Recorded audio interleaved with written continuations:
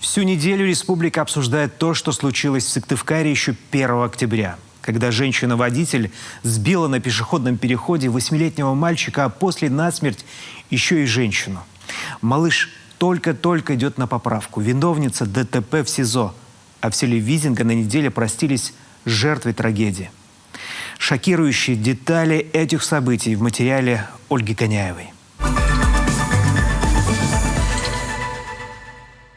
От одноклассников, от коллег. Вот все вот. Все это венки от каждого, вот, с работы, со школы даже у Максима пришли.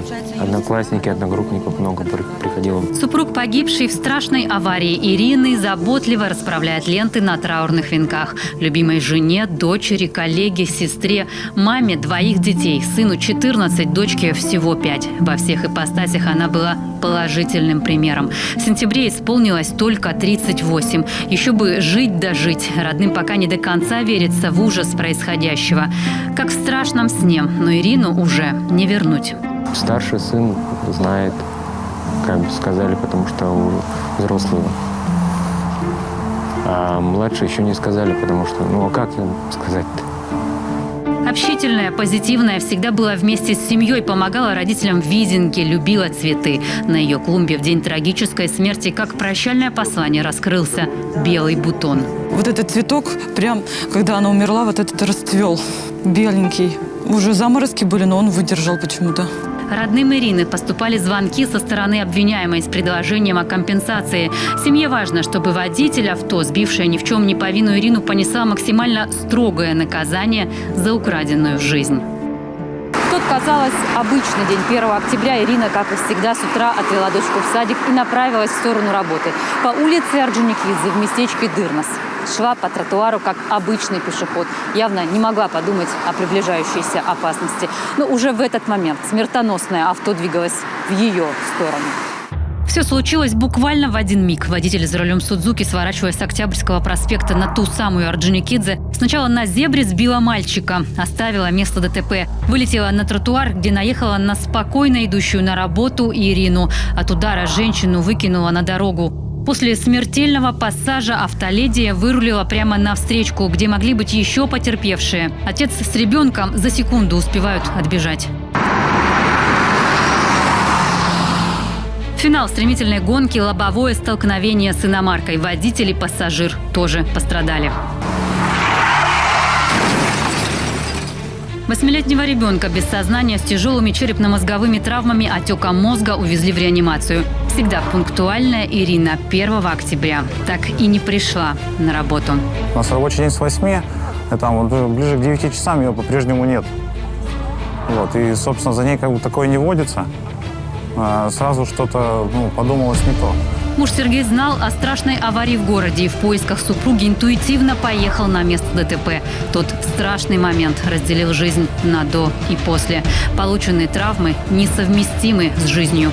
Приехал, там уже и полиция стоит. Вот. Спросил, сказал им, что случилось, где, чего, кто. Они повели. Там трогать нельзя было ничего, закрыто было. Я попросил, они открыли, и тогда, все, это она была. Обвиняемая Ирина Шеремет, уроженка Инты, живет и работает в Сыктывкаре. Ранее не судима, не состоит в браке. Занимает приличную должность в энергетической компании. Ее сразу задержали. Ей грозит до 12 лет. Возбуждено уголовное дело по признакам преступления нарушения правил дорожного движения и эксплуатации транспортных средств, повлекшей по неосторожности смерть человека, если оно сопряжено с составлением места совершения деяния. 2 октября для Ирины Шеремет состоялся первый суд. Следствие, прокуратура и потерпевшие настаивали на аресте, дабы пресечь возможность побега или давления на свидетелей. Меру пресечения в виде заключения по сторонам срок 2 месяца, то есть по 30 ноября 2021 года включительно. Впрочем, адвокат уже направил апелляционную жалобу в Верховный суд, просит изменить меру пресечения на домашний арест. Сама автоледи в процессе не проронила слов раскаяния или сожаления.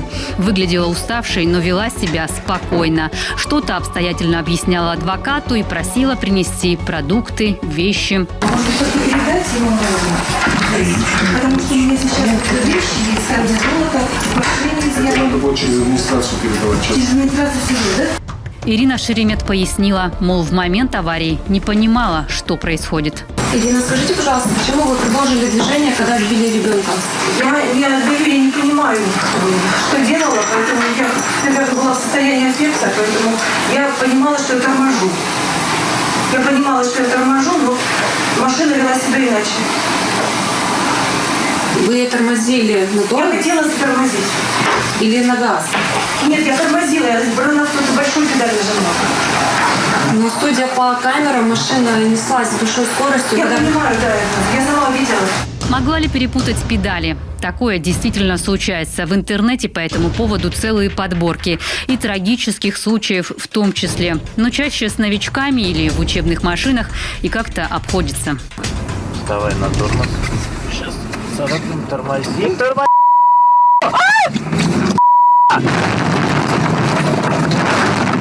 Блин, тормози! В случае с Ириной Шеремет эта версия под сомнением. Водительский стаж 16 лет. А еще в течение года дважды привлекалась к административной ответственности за непредоставление преимущества пешеходам.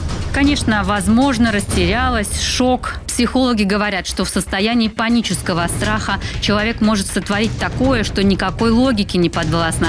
Это зависит от многих факторов, в том числе от типа нервной системы и жизненного опыта в экстремальных ситуациях. Состояние аффекта – это когда вот субъекту кажется, что вот сейчас что-то произойдет и надо себя защитить, надо что-то сделать для себя. То есть здесь работает инстинкт самосохранения. Так вот, либо напасть, либо убежать, либо впасть в ступор. Очень часто бывает такое, что вследствие как раз-таки панического ужаса, вследствие страха, вследствие перенапряжения нервной системы срабатывает гипертонус каких-то мышц, и человек начинает действовать совершенно неожиданным образом. В распоряжении нашего телеканала появилось эксклюзивное видео. С этого ракурса отчетливо видно. Мальчик с портфелем и большим зонтом, закрывающим обзор, бежит по пешеходному переходу. Торопится, чтоб зеленый на светофоре не погас. Обвиняемая за рулем кроссовера на бегущего пешехода не реагирует. Но после этого вот они, мигающие стоп-сигналы. Значит, все же тормозило, и тормоза были исправны. Автомобиль после наезда при неработающей тормозной системе проехал бы незначительное расстояние, после чего бы он совершил полную остановку. А в данном случае, опять же, повторюсь, по кадрам отчетливо видно, что автомобиль начал ускоряться довольно-таки быстро. Остановись она в этот момент, последствия были бы совсем другие. И для самой обвиняемой, и главное, для Ирины, которой уже нет и уже ничего не изменишь. Скорее всего, мое предположение, она просто хотела уехать с места ДТП, а потом бросить машину и сказать, что это не она в машине была, и все. И потом никто бы не доказал. Как докажешь? Не видели же ее прям в лицо-то. Оставление места ДТП, неисправные тормоза или состояние аффекта – причины выяснит следствие. Назначены судебные экспертизы, в том числе видео и автотехническая. Установят скорость, техническое состояние машины, а также психическое состояние Ирины Шеремет. Обвиняемая в свое отношение к предъявленному обвинению, а также показания по существу предъявленного обвинения давать отказалась, воспользовавшись статьей 51 Конституции Российской Федерации. Могут быть претензии и к администрации города. ГИБДД уже выдавала предписание обеспечить безопасность пешеходов на тротуаре в этом роковом месте. Не панацея, но они должны быть. Это новый ГОСТ. Работа идет поэтапно, говорят в мэрии. На будущий год уже планируем какую-то большую часть сделать. Конечно, в первую очередь будем рассматривать на данном перекрестке. Светофоры также будут рассматриваться обустройство дополнительных секций белолунного цвета. Белолунные секции – это напоминание о пешеходах на зебре при повороте. Такие уже есть на перекрестках Сыктывкара. На безопасность в следующем году заложено 25 миллионов рублей. Для безопасности дорожного движения в Сыктывкаре будут добавлять на светофорах отдельные фазы для пешеходов и устанавливать вот такие с кнопкой.